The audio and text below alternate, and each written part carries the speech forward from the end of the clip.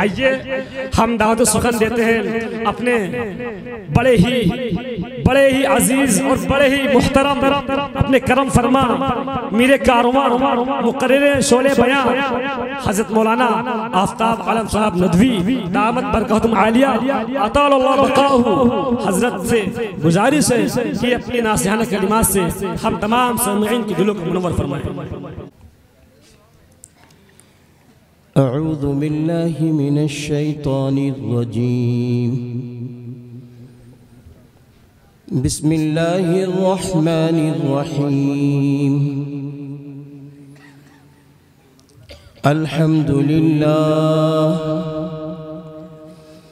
अल्हम्दुलिल्लाहि नहमदुहु व नस्तईनुहु व नस्तगफिरुहु व नु'मिनु बिही व नतवक्कलु अलैहि व नअऊज़ु बिल्लाहि मिन शुरूरि अनफुसिना व मिन सय्यिआति अअमालिना मन यहदिहिल्लाहु फला मुदिल्ल लहु व मन युद्लिल्हु फला हादिय लहु व नशहदु अल्ला इलाहा इल्लल्लाहु वहदहु ला शरीका लहु व नशहदु अन्न मुहम्मदन अब्दुहु व रसूलुहु व सल्लल्लाहु अलैहि व सल्लम तस्लीमन कसीरन कसीरा अम्मा बाद क़ाल अल्लाहु अज़्ज़ व जल अऊज़ु बिल्लाहि मिनश शैतानिर रजीम मा आताकुमुर रसूलु फ़ख़ुज़ूहु व मा नहाकुम अन्हु फ़न्तहू व क़ाल अल्लाहु तबारक व तआला इन्ना नहनु नज़्ज़लना ज़िक्रा व इन्ना लहु लहाफ़िज़ून सदक़ल्लाहुल अज़ीम व क़ाल नबिय्यु सल्लल्लाहु अलैहि वसल्लम खैरुकुम मन तअल्लमल क़ुरआन व अल्लमहु औ कमा क़ाल अलैहि सलातु वस्सलाम अल्लाहुम्मा सल्लि अला मुहम्मद व अला आलि मुहम्मद कमा सल्लैता अला इब्राहीम व अला आलि इब्राहीम। अल्लाह के महबूब बंदों और बड़ी तादाद में बैठी हुई अल्लाह की महबूब बंदियों, बाद नमाज मगरिब से अब तक मदरसा सैयदना खालिद बिन वलीद रदियल्लाहु अन्हु के तलबा ने इल्मी दीनी मुज़ाहिरा पेश किया। फिर उसके बाद आज का जलसा जिनकी क़यादत में ये प्रोग्राम चल रहा था, हम सब के मुरब्बी हज़रत मौलाना हबीब अहमद साहब क़ासिमी दामत बरकातुहुम का अहम खिताब भी आपने सुना। जो इशारे हज़रत वाला ने दिए वो भी आपने सुने। मुझे यकीन है कि हम सरज़मीन फ़तेहपुर के लोग उस खिताब को सामने रखेंगे और अपनी नस्लों को ऐसा बनाने की कोशिश करेंगे जिससे आने वाले कल में हमारे और आपके बच्चे मोमिने कामिल रहें। उससे पहले जो खिताब या गुफ्तगू जनाब सैयद डॉक्टर मंजूर साहब की थी, वो भी गुफ्तगू बड़ी प्यारी गुफ्तगू थी। बहुत अच्छी बात आपने इल्म पर और हुनर पर पेश की और मदरसे के मफाद में पेश की। आज मैं ये देख रहा हूँ कि आज डाइस पर हमारे और आपके बीच में सरजमीन फतेहपुर के मौजूदा चेयरमैन इज्जतमाब आली वक़ार जनाब इरशाद कमर साहब तशरीफ़ फरमा है। मुझे अच्छी तरह याद है कि आपके वालिद मोहतरम का आलम ये था कि जब हम लोग यहाँ रहते थे, आते थे, जाते थे, तो आपके वालिद मोहतरम हम लोगों को बहुत चाहते थे। आप मुत्तकी सिफत इंसान थे। आपके अंदर इखलासुल्लाहियत कूट कूट कर भरी हुई थी। मुझे याद है कि एक निकाह की तकरीब में मेरा भी आपके साथ जाना हुआ। मैं छोटा था। मेरे मामू जान का निकाह लखनऊ में था। वहाँ नाश्ता आया। नाश्ते में ये पेप्सी आई। आपने उसको लिया और लेने के बाद वो पेप्सी मेरी तरफ बढ़ाई। अब मुझसे बहुत आहिस्ता से कहा, देखो मैं इसको पसंद नहीं करता, अब आप जैसा चाहें। फिर उसके बाद नाश्ता हो गया। नाश्ते के बाद जब एक बैठक मस्जिद में हुई तो आज भी वो गुफ्तगू याद है कि देखो इखलास, तक़वा और अल्लाह का डर और सुन्नत पर अमल करना, ये हमारी शान है। इसको हमेशा बरकरार रखना। ये बात इसलिए हज़रत मौलाना कमर साहब रहमतुल्लाहि अलैहि ने फरमाई थी कि मैंने खुद कहा कि हज़रत मस्जिद में हो, आप कुछ नसीहतें फरमा दीजिए ताकि हम लोग भी कुछ कर गुजरे। हज़रत वाला ने बड़ी दुआएं भी दी। मैं ये बात इसलिए सुना रहा हूँ कि आज वो सिफात के मालिक आप ही के बेटे अल्हम्दुलिल्लाह इस इलाके के सारे लोगों के कायद हैं, रहबर हैं, मिली और समाजी कामों में पेश शुरू से रहे हैं और आज भी हैं। माशाअल्लाह मेरा अच्छा आपसे ताल्लुक़ है। आप भी चेयरमैन साहब मुझे चाहते हैं।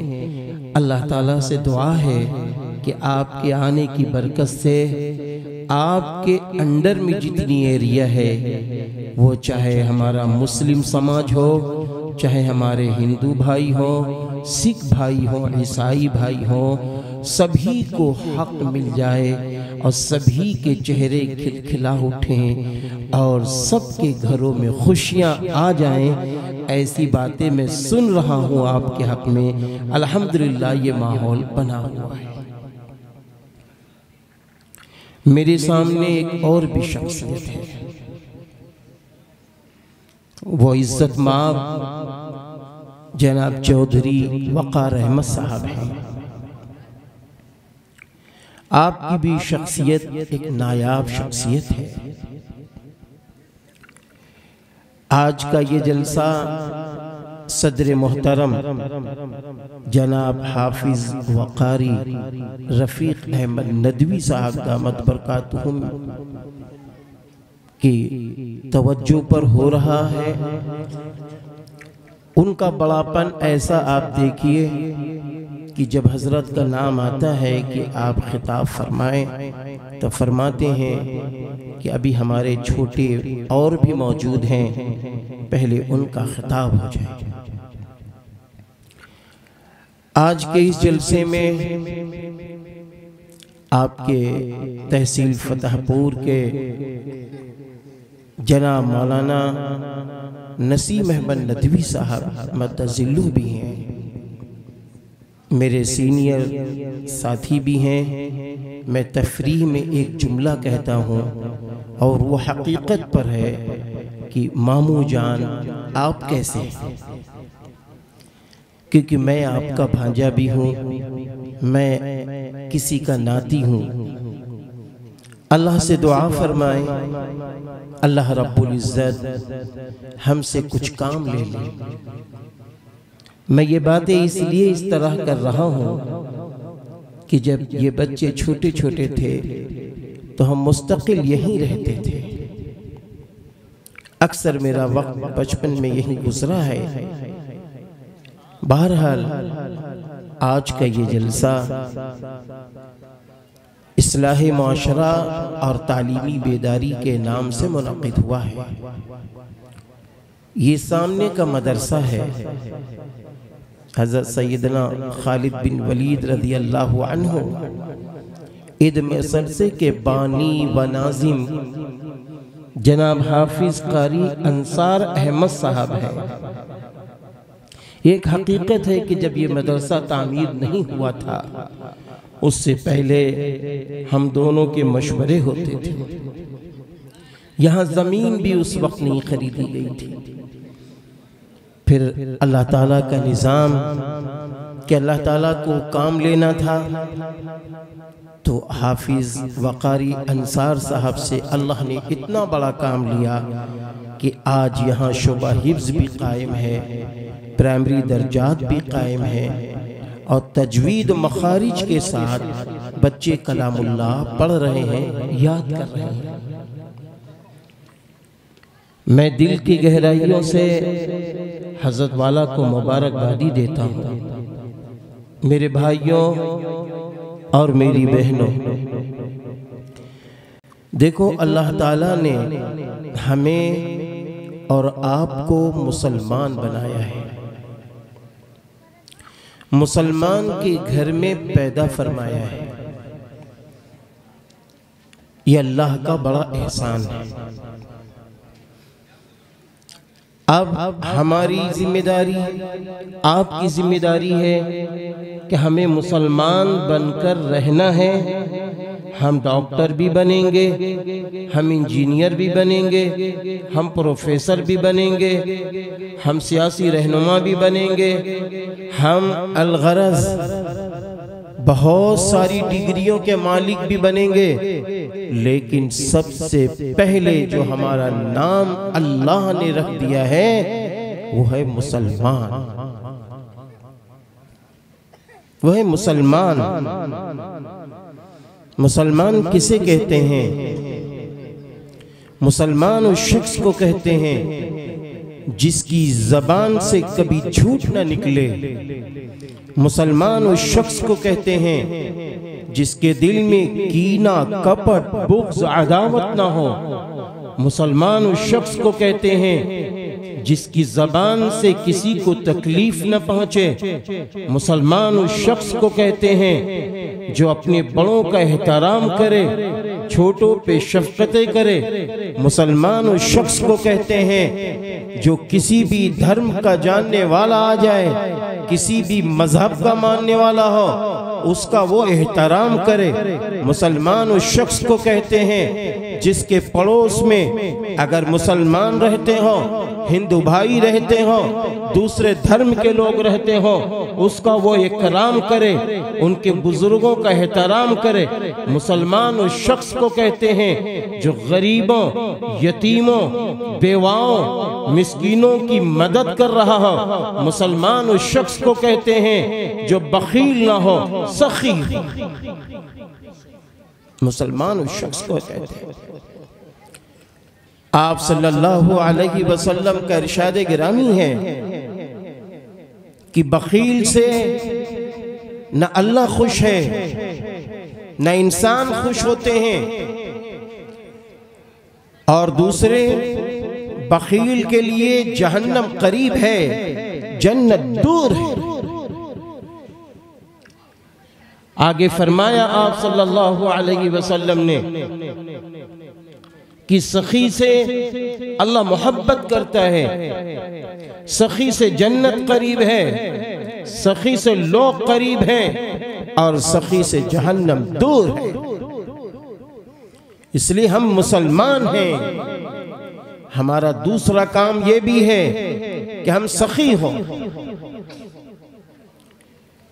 हम हालात और वक्त के तकाजे को सामने रखकर जहां अच्छे मशवरे की जरूरत हो तो कीमती मशवरे भी दें, जहां माल की जरूरत हो वहां माल भी लगाएं, चाहे तालीम के पर माल लगाने की जरूरत हो तो हम उस पर भी माल लगाएं, और हालात के तकाजे में किसी गरीब के घर के आबादी का मसला हो हम उस पर भी अपना माल लगा रहे हैं। आज अफसोस के साथ कहना पड़ता है कि आज हम तालीम के सिलसिले में अपने बच्चों पर माल लगाने में भी बसा औकात शर्म महसूस करते हैं। हमारे पास माल होने के बावजूद हमने अपने बच्चों को इल्म वाला ना बनाया। माल होने के बावजूद हमने अपने बच्चों को ईमान वाला ना बनाया। याद रखना, एक इल्म वो है, एक इल्म वो है जिससे इंसान अल्लाह को पहचान रहा है, एक इल्म वो है जिससे इंसान लोगों को नफा पहुंचा रहा है, एक इल्म वो है जिससे इंसान रोते हुए शख्स को नफा पहुंचा रहा है, एक इल्म वो है कि जिसके मशवरे से इंसानों को नफा पहुंच रहा है। ये सारे उलूम हैं। आप सल्लल्लाहु अलैहि वसल्लम का इरशाद गिरामी है कि इंसान जब मर जाता है तो तीन चीजें उसके लिए सदक़े जारिया बन जाती हैं। एक इल्म नाफे, वो इल्म जिससे लोगों को नफा पहुंच रहा हो, जिससे लोगों को नफा पहुंच रहा हो। हमने अपने बच्चों को डॉक्टर बनाया, हमने अपने बच्चों को इंजीनियर बनाया, हमने अपने बच्चों को प्रोफेसर बनाया, हमने अपने बच्चों को सियासत वाला इल्म दिया, हमने अपने बच्चों को मिली समाजी जोड़ने वाला इल्म दिया और सिखाया। अब इस इल्म के जरिए वो काम कर रहा है और उसके दिल में ये है कि अल्लाह तू राजी हो जा, अल्लाह तू राजी हो जा, हम तो तेरे नाम पर कर रहे हैं। आप यकीन मानिए, इल्म जिसको हमने आपने तकसीम किया है, एक इल्म हमने कहा ये दीनी है, एक दूसरा इल्म है जिसको हमने कहा है असरी है। अगर हम तवज्जो दें तो हम ये कह सकते हैं ये दोनों उलूम अल्लाह ने बनाए हैं। हज़रत आदम अलैहिस्सलातु वस्सलाम को जब अल्लाह ताला ने फौकियत बख्शी है और फरिश्तों ने आपको सजदा किया है, मलाइका ने आपको जो सजदा किया है, किस बुनियाद पर? इल्म की बुनियाद पर। वो कौन सा इल्म था? अल्लाह ताला ने खुद कुरान करीम में फरमा दिया, वअल्लम आदमल अस्मा कुल्लाहा। अल्लाह ताला ने हज़रत आदम अलैहिस्सलातु वस्सलाम को सारी चीजों के नाम सिखा दिए, सारी चीजों के नाम, सब्जी के नाम, कपड़े लत्तों के नाम, डिग्रियों के नाम, ओहदों के नाम, साइंस का नाम, मैथ का नाम और आने वाले उलूम सारे अल्लाह ताला ने सिखाए हैं। आप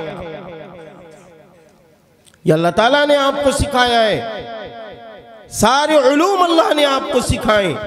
ये अलग से डिग्रियां नहीं आई हैं, लेकिन हाँ जब डिग्रियां तकसीम हो रही हो कि ये अलग है, ये अलग है, तो उस वक्त मुस्लिम कौम से ये कहा जाएगा कि देखो तुम डॉक्टर बनने जा रहे हो, नियत करो कि इस मेडिकल लाइन के जरिए हम अल्लाह को राजी करेंगे, हम मेडिकल लाइन के जरिए अपने अल्लाह को खुश करेंगे। ईमानदारी के साथ हम मेडिकल लाइन में आएंगे और मरीजों की मदद करेंगे। इसी तरीके से अगर एक और भी शख्स आगे बढ़ता है, वो इंजीनियर बनना है, वो इंजीनियर बनना है। हमारे नजदीक इंजीनियर का कोई मकाम और मर्तबा नहीं, बहुत बड़ा मकाम और मर्तबा है। एक शख्स मकान बनाता है 1000 स्क्वायर फीट के अंदर, वो खुद से अगर बनाता है तो उसको इसका इल्म नहीं होता कि हवा कहां से आएगी, धूप कहां से आएगी, छोटी सी जमीन पर कैसे अच्छा मकान बन जाए जिसमें चैन सुकून की जिंदगी गुजर जाए। अगर इस चीज को अगर हम देखना चाहें तो हमको एक इंजीनियर के पास जाना होता है। वो हमको ऐसा नक्शा बना के देता है कि हम उस नक्शे को पाकर एक अच्छी जिंदगी गुजारने वाले अपने घर में बन जाते हैं, बनाते हैं। पता ये चला अब इंजीनियर का भी बनाना जरूरी है। अब इंजीनियर साहब जब इंजीनियर बन गए हो तो उनके जहन और दिमाग में भी ये हो कि पहले हम मुसलमान हैं, हमको ईमान के साथ काम करना होगा, इंसाफ के साथ काम करना होगा, बंदों की खिदमत अल्लाह के लिए करनी होगी।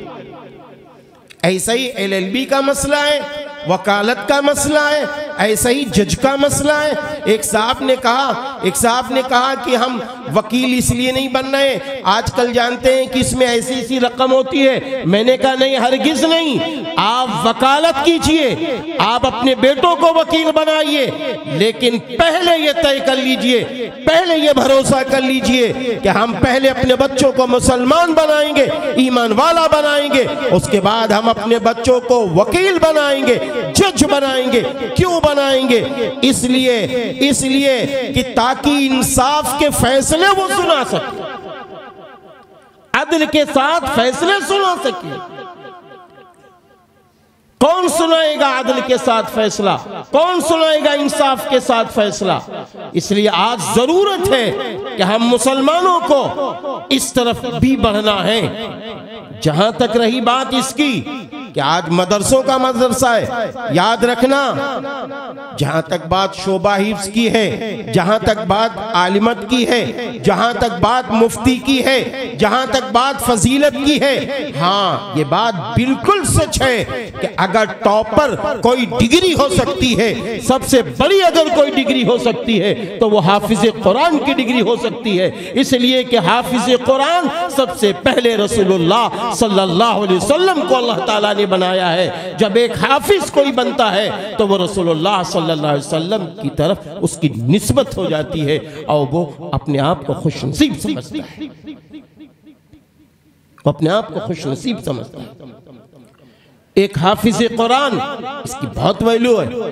कुरान पाक अल्लाह ताला ने खुद फरमा दिया है, बेहतरीन किताब, सबसे अच्छी आला बाला अगर कोई किताब है वो कुरान करीम है।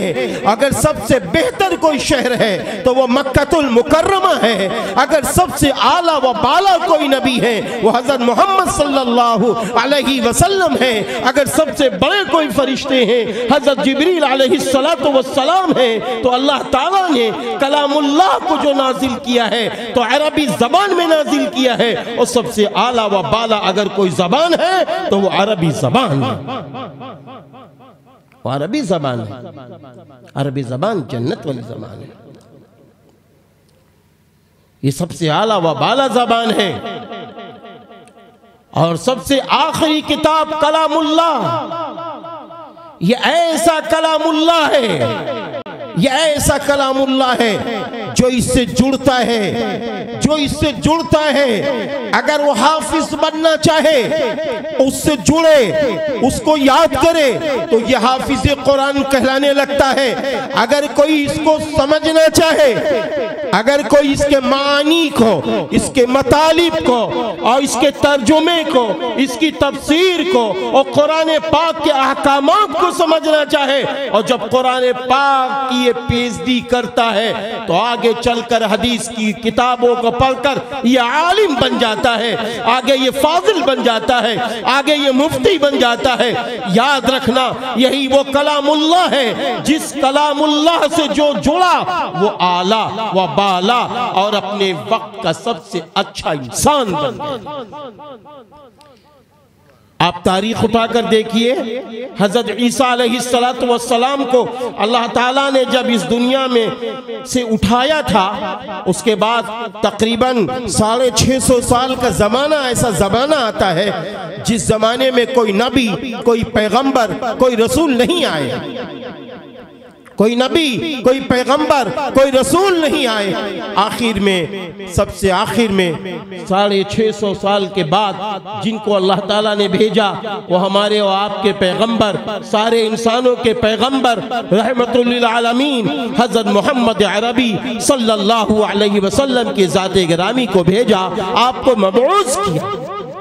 तो मालूम है हजरत ईसा अलैहिस्सलातु वस्सलाम जब आसमान पर उठाए गए और हजरत मोहम्मद अरबी सल्लल्लाहु अलैहि वसल्लम जब इस दुनिया में मबऊस हुए, इसके बीच का जो ज़माना है इसको जाहिलियत का ज़माना कहा गया है। इसमें इंसान अपनी इंसानियत खो चुका था, हैवान बन चुका था, जानवर बन चुका था, माओ पे जुल्म करता था, बापों पे जुल्म करता था, औरतों पे जुल्म करता था, बच्चियों को जिंदा दफना देता था, ऐसी लड़ाइयाँ करता था कि हजारों लोग दुनिया से चले जाते थे लेकिन एक दूसरे का बदला नहीं पूरा हो पाता था। शराब बिल्कुल आम थी। अल्लाह की नाफरमानियाँ कौन सी ऐसी नाफरमानियाँ हैं जिनको बताओ कि वो उस जमाने में थी नहीं, सब मौजूद थी। ऐसे जमाने में, ऐसे जमाने के लोगों को अगर कोई बदलने वाला, अगर कोई किताब बदलने वाली है तो वो कौन सी किताब है कि इन इंसानों यानी जानवरों जैसी सिफात वाले इंसानों को इंसान बना दिया। हाँ, इंसानियत के अंदर मर मिटने वाला बना दिया। यहाँ तक ऐसा बना दिया, ऐसा बना दिया कि जब गज़वे के अंदर ये होते थे तो इनका आलम ये होता था कि ये अपने भाई को प्यासा देखकर अपनी प्यास भूल जाते थे और खुद प्यासे दुनिया से चले जाते थे। ऐसी सिफात वाला इंसान अगर बनाया तो किसने बनाया है? वो कलामुल्लाह के जरिए बने हैं और रसूलुल्लाह सल्लल्लाहु अलैहि वसल्लम की तालीमात के जरिए बने।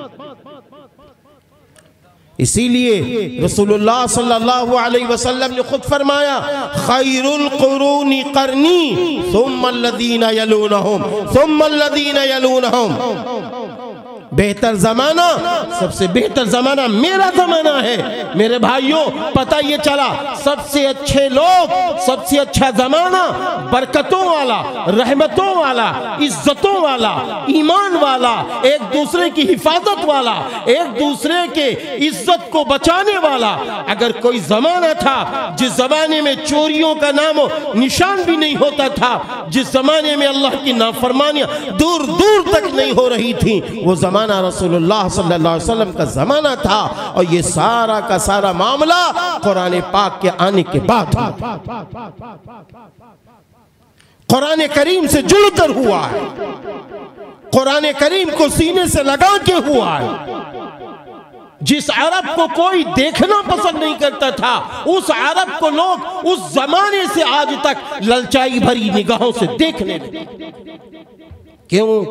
इसलिए कि लोग कुरान करीम से जुड़े, रसूलुल्लाह सल्लल्लाहु अलैहि वसल्लम की तालीमात से जुड़े, अपने बच्चों से ज्यादा, अपनी बीवी से ज्यादा, अपने माँ बाप से ज्यादा, अपने माल से ज्यादा, अपनी पूरी की पूरी ताकत से ज्यादा, यहां तक कि अपनी जान से ज्यादा, अपनी जान से ज्यादा रसूलुल्लाह सल्लल्लाहु अलैहि वसल्लम से मोहब्बत करने लगे। तो जब ये हालात आए, इस तरीके के लोगों ने ऐसी मोहब्बतें की, तो उसका रिजल्ट फिर यह हुआ कि उस जमाने को खैरुल कुरून कह दिया गया। और फिर अब जो जमाना जितना आगे बढ़ता जाएगा और लोग आगे बढ़ते जाएंगे, आप खुद अंदाजा लगा लीजिए कहां से कहां तक लोग पहुंचते चले जाएंगे। लेकिन मैं फिर कहूंगा, बार बार कहूंगा, अगर हम तरक्की चाहते हैं, डॉक्टर बन के तरक्की चाहते हैं, इंजीनियर बन के तरक्की चाहते हैं, प्रोफेसर बन के तरक्की चाहते हैं, माल वाला बन के तरक्की चाहते हैं, बिजनेसमैन बन के तरक्की चाहते हैं, तो हमको आपको इतना पीछे पलटना पड़ेगा, इतना पीछे पलटना पड़ेगा कि हम खैरुल कुरान तक पहुंच जाएं, रसूलुल्लाह सल्लल्लाहु अलैहि वसल्लम की जिंदगी तक पहुंच जाएं। जिस जमाने में कुरान नाजिल हुआ वो जमाने तक पहुंचकर हम ये फैसला ले लें, हम ये इरादा कर लें, हम ये अज़्म कर लें, हम जिएंगे, चलेंगे, फिरेंगे कुरान की रोशनी में, हदीस की रोशनी में, नबी की जिंदगी की रोशनी में, हजरत सहाबा किराम रज़ी अल्लाह अन्हुम अजमईन की रोशनी में हम चलेंगे, फिरेंगे, खाएंगे, पिएंगे और नबी की सुन्नत को हर लम्हा जिंदा करेंगे। तो कसम खुदाए पाक की खा के कहते हैं आज भी इंशाअल्लाह हम बुलंद हैं और इंशाअल्लाह बुलंद होकर रहेंगे, क्योंकि अल्लाह ताला ने फरमाया है, अल्लाह ताला ने फरमाया है वातिउल्लाह वर रसूल लअल्लकुम तुरहमून, और अल्लाह की और रसूल की इताअत करो ताकि तुम पर रहम किया जाए, रहम किया जाए। अल्लाह ताला ने फरमाया है मा आताकुमुर रसूलु फखुदू वमा नहाकुम अन्हु फंतहू, और जो कुछ तुम्हारा रसूल तुम्हें दे उसे ले लो, और जिस चीज से तुम्हारा रसूल तुम्हें रोक दे उससे रुक जाओ। अल्लाह ताला ने फरमाया है लक़द काना लकुम फी रसूलिल्लाहि उस्वतुन हसना, तुम्हारे लिए बेहतरीन नमूना मौजूद है हजरत मोहम्मद सल्लल्लाहु अलैहि वसल्लम की जिंदगी में। अल्लाह ताला ने फरमाया है क़ुल इन कुंतुम तुहिब्बूनल्लाह फत्तबिऊनी युहिब्बुकुमुल्लाह व यग़फिर लकुम ज़ुनूबकुम वल्लाहु गफूरुर रहीम। अल्लाह ताला ने फरमाया, क्या फरमाया अल्लाह ने, ए नबी कह दो अगर तुम अल्लाह से मोहब्बत करते हो बस तुम मेरी इत्तिबा करो, वो अल्लाह तुमसे मोहब्बत कर लेगा और वो अल्लाह तुम्हारे गुनाहों को माफ कर देगा। अल्लाह गफूरुर रहीम।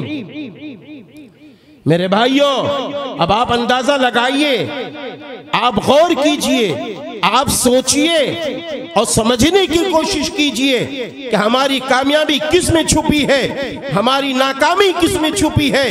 हमारी नाकामी इसमें छुपी है हम मनमानी जिंदगी गुजारेंगे तो इसमें हम नाकाम हो जाएंगे, और अगर हम सुन्नत नबी के मुताबिक जिंदगी गुजार लेंगे तो दुनिया व आखिरत दोनों जहान में कामयाब हो जाएंगे, कामयाब हो जाएंगे, कामयाब हो जाएंगे। आप सल्लल्लाहु अलैहि वसल्लम ने खुद फरमाया जिस शख्स ने मेरी सुन्नत को जिंदा किया उसने मुझसे मोहब्बत की, और जिसने मुझसे मोहब्बत की वो मेरे साथ जन्नत में होगा। अब आप अंदाजा लगाएं जब नबी के साथ सुन्नत पर अमल करने वाला जन्नत जा रहा है तो दुनिया में जन्नत जैसा नजारा उसको मिलेगा कि नहीं मिलेगा इंशाअल्लाह? दुनिया में भी उसको इज्जत मिलेगी। एक रिवायत मुझे याद आ रही है, आप सल्लल्लाहु अलैहि वसल्लम ने फरमाया कि मेरी सुन्नतों को जिंदा करो, अल्लाह 4 इनामात से तुम्हें नवाजेगा, 4 इनामात से तुम्हें नवाजेगा अल्लाह। पहला इनाम क्या होगा? नबी की सुन्नतें जिंदा हो जाएं।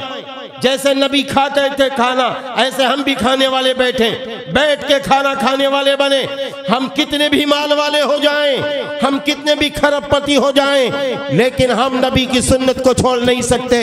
बहुत सारे लोग कहते हैं अब हम माल वाले हो गए हैं, अब हम स्मार्ट बनकर रहेंगे, अब हम आला बनेंगे। मेरे भाइयों आला तो रसूलुल्लाह सल्लल्लाहु अलैहि वसल्लम की जिंदगी है। जिस जिंदगी की बुनियाद पर लोग इंसानियत में दाखिल हो गए, नबी करीम सल्लल्लाहु अलैहि वसल्लम की जिंदगी आला जिंदगी है। इसलिए आज जरूरत है कि हम नबी पाक सल्लल्लाहु अलैहि वसल्लम की जिंदगी के मुताबिक हम शादियां करें, शादियां भी उसी तरह करें। ऐसा नहीं है कि मनमानी शादियां हो रही हो। हमारी माँ और बहनों के पर्दे भी उसी तरीके से जिस तरह अज़वाज मुतहरात के पर्दे थे। बनाते रसूल सल्लल्लाहु अलैहि वसल्लम के पर्दे थे। आज बहुत सारी औरतें ये कहने लगी हैं, ये बात कहने लगी है कि पर्दा तो दिल का है। नहीं नहीं, मैं आपसे पूछता हूं कि जब नबी का जमाना सबसे अच्छा जमाना, उस जमाने के लोग नेक थे, ईमानदार थे, तो उस जमाने में जब कहा गया कि पर्दा करो, हाँ, जब उस जमाने में अल्लाह ताला ने फरमा दिया तो यह हुक्म क़यामत तक चलेगा, क़यामत तक चलेगा। हम कितने भी आला बन जाएं, जब तक तरीक़े रसूल सल्लल्लाहु अलैहि वसल्लम के मुताबिक और ज़वाज मुतहरात रज़ी अल्लाहु अन्हुन्ना के मुताबिक नहीं आएंगे, तब तक हम आप कामयाब नहीं हो सकते।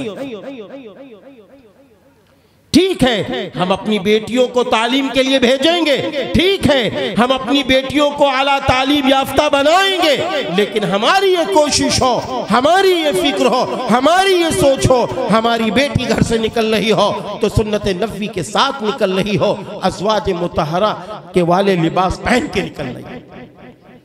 हमारी आपकी सोचिए क्यों?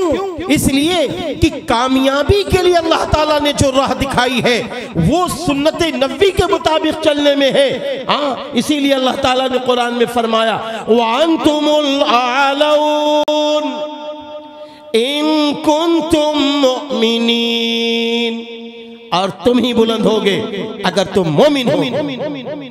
और मोमिन वही शख्स हो सकता है जो तौहीद खालिस के साथ साथ रसूलुल्लाह सल्लल्लाहु अलैहि वसल्लम की तालीमात के मुताबिक जिंदगी गुजारे। तो मैं ये कह रहा था कि जब नबी की तालीमात के मुताबिक हम आप जिंदगी गुजारेंगे, नबी की सुन्नतों को जिंदा करेंगे, अल्लाह 4 इनामात से नवाजेगा। पहला इनाम क्या मिलेगा? अल्लाह रोजी में बरकत डाल देगा। पहला इनाम, हर शख्स ये चाहता है हमारी रोजी में बरकत हो। आज रोजी के लिए हम क्या क्या नहीं करते। हाँ, आज रोजी के लिए कितनी मेहनतें हम आप करते हैं। कभी हमने तवज्जो दी कि रोजी की बरकत कहां से मिलेगी, रोजी की बरकत कहां से मिलेगी? रोजी की बरकत सुन्नत नबवी में छुपी है। रोजी की बरकतें नबी की जिंदगी में छुपी है। नबी करीम सल्लल्लाहु अलैहि वसल्लम की 24 घंटे की जिंदगी को देखना होगा।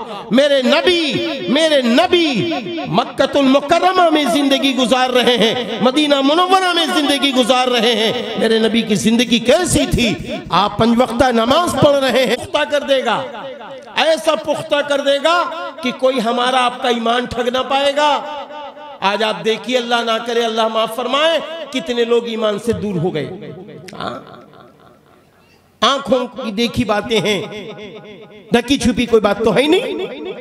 तो हम अगर सुन्नत नबवी के मुताबिक चल रहे हैं, हमने अपने बच्चों को सुन्नत नबवी वाली तालीम दी है, तो इंशाअल्लाह वो डॉक्टर बनने के बाद, इंजीनियर बनने के बाद, प्रोफेसर बनने के बाद या अरबपति खरबपति बनने के बाद इंशाअल्लाह कहीं ईमान का सौदा बिकने वाला नहीं, अपने ईमान को बचाएगा।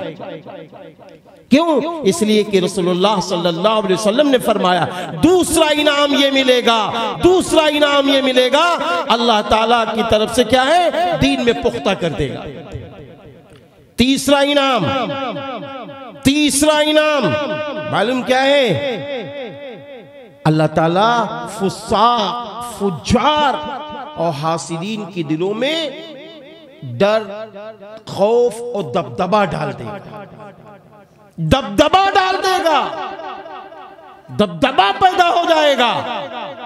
लोग देख के कहेंगे हमें इनकी जरूरत है, ये हमारे लिए सलामती का जरिया है, ये हमारे लिए अमन का जरिया है, ये हमारे लिए खुशियों का जरिया है, ये हमारे लिए अच्छे हैं, ये हमारे इलाके के लिए अच्छे हैं।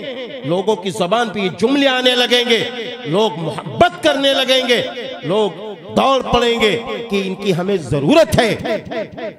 ऐसा दबदबा पैदा हो जाएगा। आज कहते नहीं है हमारा दबदबा खत्म हो गया है, दबदबा खत्म नहीं हुआ है। हम जितनी सुन्नत नबवी से दूरी इख्तियार करते जाएंगे, दबदबा कम होता चला जाएगा। चौथी बात आप सल्लल्लाहु अलैहि वसल्लम ने फरमाई कि चौथा इनाम यह है, अल्लाह नेक बंदों के दिलों में तुम्हारी मोहब्बत डाल देगा। अल्लाह नेक बंदों के दिलों में तुम्हारी मोहब्बत डाल देगा। कितने इनामात मिल रहे हैं, ये तो दुनिया के इनामात हैं। आखिरत का इनाम तो रसूलुल्लाह सल्लल्लाहु अलैहि वसल्लम ने फरमा ही दिया कि जिसने मेरी सुन्नत को जिंदा किया उसने मुझसे मोहब्बत की, और जिसने मुझसे मोहब्बत की वो मेरे साथ जन्नत में दाखिल हो। जन्नत की में नबी की कुर्बत मिलने वाली है। इसलिए मेरे भाइयों, हमको अपनी जिंदगी का एक फैसला लेना होगा, हमको अपनी जिंदगी में गौर करना होगा कि हमारा रुख किस तरफ है, हमारे बच्चों का रुख किस तरफ है, दुनिया कहां जा रही है। हमें इससे मतलब नहीं है, हमें इससे मतलब है हम दुनिया की तरफ अगर बढ़ रहे हों, मिसाल के तौर पर हम ये चाहते हैं हमारा मकान अच्छा बन जाए, हमारा मकान 3 मंजिला बन जाए, हमारी शानदार बिल्डिंग बन जाए, तो क्या इस्लाम ने मना किया है? नहीं मना किया है। इस्लाम ने ये कहा है कि हलाल तरीके से कमाओ, बनाओ, हलाल तरीके से कमाओ और बनाओ। किसने मना किया? आप देखें ना, अल्लाह ताला ने तो ताजिरों की तारीफ की है, बिजनेसमैन की अल्लाह ने कुरान करीम में तारीफ की है। रिजालुल ला तुलीम तिजारतु वला बाई अन जिक्रिल्लाह व इकामिस सलाह व इताइज ज़का यखाफून यौमन ततक़ल्लब। आप देखो ना, अल्लाह ताला ने ताजिरों की, बिजनेसमैन की तारीफ कुरान में की है। अल्लाह ताला फरमा रहे हैं ये ऐसे लोग हैं इनका खरीदना, इनका बेचना अल्लाह के जिक्र से गाफिल नहीं करता। ये नमाज कायम करते हैं, ये अपने मालों की ज़कात देते हैं, और ये क़यामत के दिन जब उलट पलट कर दिए जाएंगे इंसानों के क़ुलूब, ये डरते हैं। आप अंदाजा तो लगाए,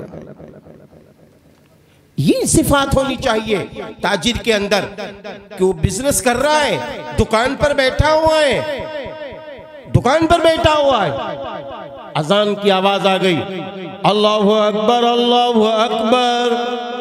अब हमारा दिल ये बोल रहा हो ये दुकान अल्लाह ने दी है, ये इज्जत अल्लाह ने दी है, ये शोहरत अल्लाह ने दी है, ये बुलंदी अल्लाह ने दी है। अल्लाह ताला अब हमको और नवाजना चाहता है। अल्लाह यहाँ तो कहला रहा है कि अल्लाह सबसे बड़ा है, लेकिन आगे ये भी अल्लाह ताला ने कहला दिया, हय्या अलल सलाह, आओ नमाज की तरफ, हय्या अलल फलाह, आओ भलाई की तरफ, आओ कामयाबी की तरफ। अल्लाह कामयाब करना चाहता है। आखिरी पैगंबर हजरत मोहम्मद अरबी सल्लल्लाहु अलैहि वसल्लम ने अमल करके दिखा दिया, हजरत सहाबा किराम रज़ी अल्लाहु अन्हुम अजमईन ने अमल करके दिखा दिया कि जब नमाज का वक्त आया, चाहे बिजनेस का काम हो, चाहे तिजारत का मामला हो, चाहे ग़ज़वे जगह का मामला हो, नमाज नहीं छूटी, नमाज नहीं छूटी। हजरत हुसैन रज़ी अल्लाहु अन्हु ने तो आखिरी दम तक नमाज उस हाल में नहीं छोड़ी कि जब आपके सामने सब जा चुके थे अल्लाह के पास। हाँ? आज हम मामूली बात में नमाज छोड़ देते हैं, नमाजें छोड़ देते हैं। दुकान पर बैठे हुए हैं, 50-50 लाख की, 1-1 करोड़ की गाड़ियों पे माशाल्लाह चल फिर रहे हैं। कौन दे रहा है? अल्लाह ही तो दे रहा है। अब अल्लाह बुला रहा है तो हमारे पास टाइम नहीं है, अल्लाह बुला रहा है तो हम बहाने कर रहे हैं। हाँ, अल्लाह बुला रहा है तो हम बहाने कर रहे हैं। नहीं नहीं, हमको नमाजों की पाबंदी करनी है। हमको तो बड़ा दुख होता है कभी कभी उन नौजवानों पर, शायद कमी हमारी है या उनकी कमी है, वल्लाहु आलम, कि अजान हो रही है, बैठे हुए हैं 4-5 नौजवान बैठे हुए हैं, अजान हो रही है, लोग नमाज पढ़ने जा रहे हैं, नमाज पढ़ के वापिस आ रहे हैं, वो खाली बैठे हुए रोड के किनारे, खाली बैठे हुए हैं, कोई काम अहम नहीं है, कोई माकूल उज़्र भी नहीं है, नमाज छोड़ रहे, धड़ल्ले से नमाज छोड़ रहे, और उसके बाद दूसरों की गाड़ियों को ललचाई भरी निगाह से देख रहे, फलाने के पास ये है, फलाने के पास ये है, फलाने के पास ये है। अरे मेरे यारों, मेरे नबी ने फरमा दिया है, मेरे नबी ने फरमा दिया है कि जो शख्स नमाज पढ़ता है वो मेरी आंखों को ठंडक पहुंचाता है, मेरी आंखों को ठंडक पहुंचाता है। और अल्लाह ताला ने कुरान में फरमा दिया है कि हम अपने नबी से बहुत मोहब्बत करते हैं। तो जब अल्लाह अपने नबी से मोहब्बत फरमा रहे हैं, हम नबी की आंखों को तकलीफ देंगे तो क्या अल्लाह रोजी हमारे वहां उंडेल देगा? क्या रोजी की बरकतें मिल जाएंगी? उम्र की बरकतें मिल जाएंगी? जहां तक उम्र की बरकत की बात आई, एक वो हदीस मुझे याद आ गई। रसूलुल्लाह सल्लल्लाहु अलैहि वसल्लम ने फरमाया, सिला रहमी करने से उम्र बढ़ती है, सिला रहमी करने से रोजी बढ़ती है, सिला रहमी करने से इंसान बुरी मौत मरने से बच जाता। अफसोस के साथ कहना पड़ता, एक घर दो लोग रहने वाले, दोनों में टुनफुन, दोनों में टुनफुन। एक घर खाली सास ससुर, एक लड़का, और उस घर में बहू आ गई, आपस में टुनफुन। सब है कि नहीं है बताओ? छोटी छोटी बातों में टुनफुन। बहू सास से लड़ रही है, सास बहू से लड़ रही है, ससुर अपने क्या कहते हैं बहू को जद्दबद कर रहे, और बहू भी बदकलामी से पेश आ रही। ये जिंदगी हमारी बन गई है। हमने कभी इस पर गौर किया कि ये सिला रहमी अगर नहीं हो रही है तो इससे क्या बड़ा नफा मिलेगा? आपसी तनाव से नफा मिलेगा, आपसी रंजिशों से कभी नफा मिला है? याद रखना, जो माँ का हक है माँ को देना पड़ेगा, जो बाप का हक है बाप को देना पड़ेगा, जो सास का हक है बहू को देना पड़ेगा, और जो बहू का हक है वो सास को देना पड़ेगा। एक दूसरे के जो हुकूक है, हुकूकुल इबाद, उनको हमें अदा करना पड़ेगा। याद रखना, अगर आज हमने हुकूकुल इबाद अदा ना किया, हम नमाजें पढ़ते रहे, हुकूकुल इबाद अदा ना किया, हम रोजे रखते रहे, हुकूकुल इबाद अदा ना किया, हम सारे काम करते रहे, इबादत करते रहे, हज करते रहे, एक हज नहीं कई हज कर लिया, एक उम्रा नहीं कई उम्रे कर लिए, और हुकूकुल इबाद का मसला अच्छा ना रहा, तो क़यामत के दिन नेकियां देनी पड़ेंगी, फिर हमारा नुकसान हो जाएगा, हम खसारे में हो जाएंगे। हुज़ूर पाक सल्लल्लाहु अलैहि वसल्लम ने फरमाया, क़यामत के दिन एक शख्स आएगा, नमाजें लेकर आएगा, कुरान खूब लेकर आएगा, हज लेकर आएगा, ज़कात अदा करके आएगा, रोजे रख कर आएगा, लेकिन अपनी ज़बान का इस्तेमाल सही नहीं किया, अपनी निगाहों का इस्तेमाल सही नहीं किया। फिर क्या होगा मालूम है? करीब होगा कि वो जन्नत में दाखिल कर दिया जाए, करीब होगा कि वो जन्नत में दाखिल कर दिया जाए। अब इतनी देर में क्या होगा? एक बड़ी जमात तैयार होगी। अल्लाह ताला फरमाएंगे, तुम सब क्यों आए हो? जबकि अल्लाह को तो सब मालूम। अल्लाह फरमा रहे, क्यों आए हो, क्या बात है? अल्लाह मियाँ, इन्होंने मुझे गाली दी थी। तुम क्यों आए हो? अल्लाह मियाँ, इन्होंने मेरी गीबत की थी। तुम क्यों आए हो? अल्लाह मियाँ, इन्होंने इल्जाम लगाया था। तुम क्यों आए हो? मेरा माल हड़प लिया है। मेरे भाइयों, आज तो धड़ल्ले से ये काम हो रहे हैं। तो मालूम है, सुनो, रसूलुल्लाह सल्लल्लाहु अलैहि वसल्लम ने इरशाद फरमाया कि अल्लाह ताला फरमाएगा, ए बंदे तूने इनको गाली दी, ए बंदे तूने इनकी गीबत की। वहां आदमी झूठ नहीं बोल पाएगा।